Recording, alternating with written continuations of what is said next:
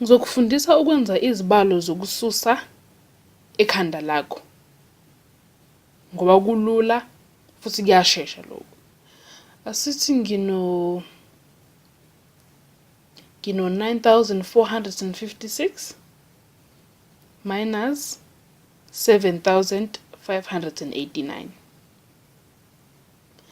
Uma ngizokwenza lesibalo ekhanda, ngizothi ku 9456 minus 7589, ngizoqala ngokuthi 9456 minus 7000 kuqala. Ebese-ke ngiphuma no 9456 minus 7000, ngizophuma no 2456. Kulula-ke lokhu ubonile.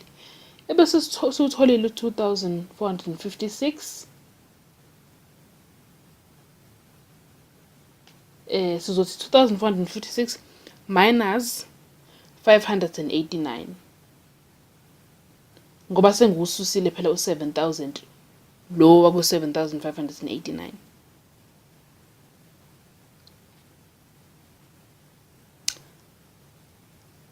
Sizoqala sithi 2456 minus 500. So susu 500 ekuqala ku 2456. Ebese siphuma no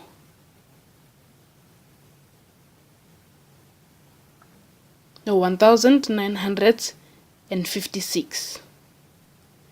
Ebese kuloyo 1956 sizosusa u89 ngoba phela sesele no89 u5000 sesususile.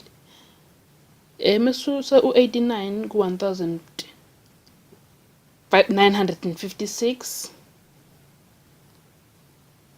Sizoqala susu 80 khona kuzoba lula.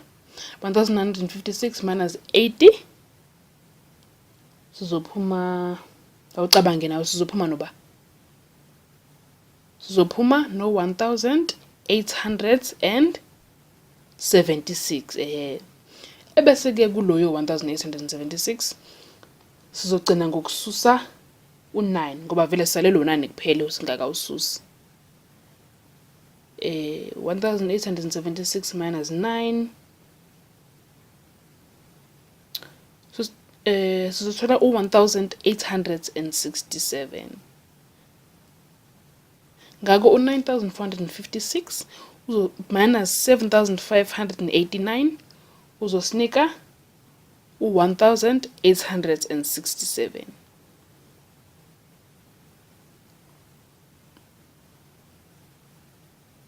Ingcono ngempela imethod yokwenza izibalo zokususa ekhanda ngoba udinga nje ukukhumbula kuphela inamba ezimbili.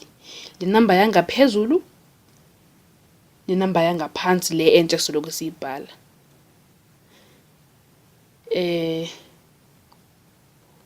Asenze isibalo esifanayo wona u9456 minus 7589. Siqale ngokuboleka. Khona inamba zangaphezulu zizoba zinkulu kunezangaphansi. Khona phela sobona ukuthi impendulo yethu sophuma nefanayo yini. Ngoba u6 mncane kuno9 sizoboleka la ku5. 5 minus 1 u4 mase kulo 6 sizo-add u10 sibe no16. Inkinga-ke manje kulama 10s, u4 somncane kuno8 kuzomela siboleke nakhona sibe no14. Kulo 4 siboleke kuwona sizosala no3.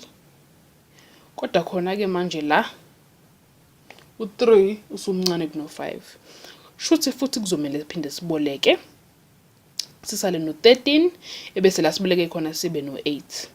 Nakho-ke inamba zangaphezulu sezinkulu kunezangaphansi.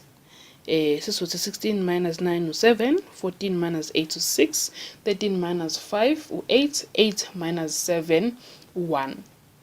Siyabona ukuthi 9456 minus 7589 usinika bani? Usinika ngempela u1867.